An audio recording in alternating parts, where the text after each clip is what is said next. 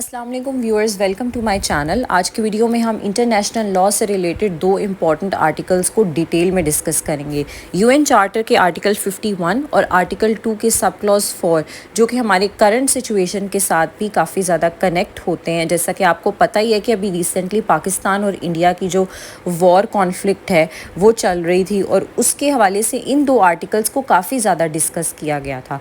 तो इसमें सबसे पहले हम आर्टिकल 51 को देखेंगे, जो राइट ऑफ सेल्फ डिफेंस के साथ रिलेट करता है। तो इसमें ये एक्सप्लेन किया गया है कि अगर किसी भी यूएन की मेंबर स्टेट के ऊपर कोई भी दूसरी कंट्री अटैक करती है, तो वो कंट्री जिस पर अटैक किया गया है वो अपना सेल्फ डिफेंस करने का इख्तियार रखती है, इंडिविजुअल तौर पर भी और कलेक्टिव तौर पर भी। अब इंडिविजुअल और कलेक्टिव सेल्फ डिफेंस से यहाँ पर मतलब ये है कि फॉर एग्ज़ाम्पल कंट्री ए ने कंट्री बी पर अगर हमला किया है, तो कंट्री बी जो है वो अपने ओन पर भी कंट्री ए को जवाब दे सकती है, रिटेलिएट कर सकती है। और अगर country C, D etcetera country B के साथ मिलकर कंट्री ए को रिटेलिएट करना चाहें, तो वो इस हवाले से कंट्री बी को सपोर्ट कर सकते हैं।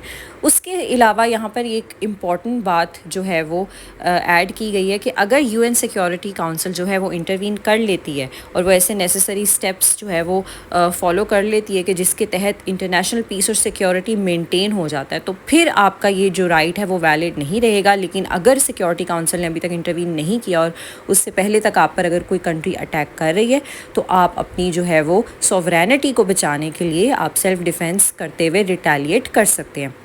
इसमें हमारे पास रीसेंट एग्जांपल पाकिस्तान इंडिया की भी थी कि जब इंडिया ने पाकिस्तान पर अटैक किया था, तो पाकिस्तान ने सेल्फ डिफेंस में जो है वो रिटेलिएट किया था।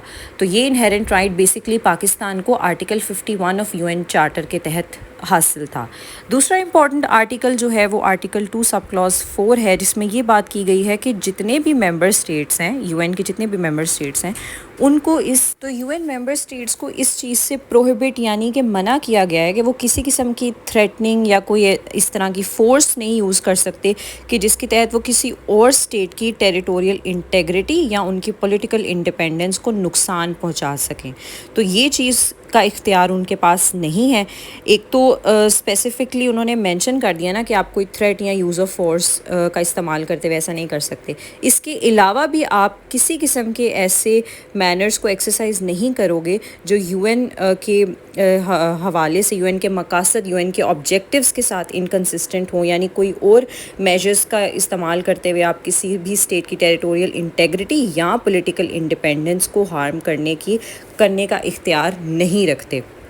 तो ये वो दो आर्टिकल्स हैं जो इंटरनेशनल लॉ के हवाले से काफ़ी ज़्यादा इम्पोर्टेंस होल्ड करते हैं, जिसका एक जो डायरेक्ट रिलेशन है वो सभी मेंबर स्टेट्स के साथ है। तो इनको जो है वो समझना बहुत ज़रूरी था। ये हमारी लॉ फील्ड के हवाले से तो रेलेवेंट हैं ही, लेकिन जो करंट अफेयर्स हैं उसके हवाले से भी इसकी काफ़ी ज़्यादा कनेक्टिविटी है। तो आई होप कि आपको ये दो आर्टिकल्स जो हैं वो क्लियर हो गए होंगे। लेकिन अगर आपकी कोई क्यूरी है तो आप कमेंट सेक्शन में लाजमी पूछिए। इसके अलावा अगर आपको वीडियो पसंद आई है तो चैनल को लाइक, कमेंट, शेयर और सब्सक्राइब करना मत भूलिएगा।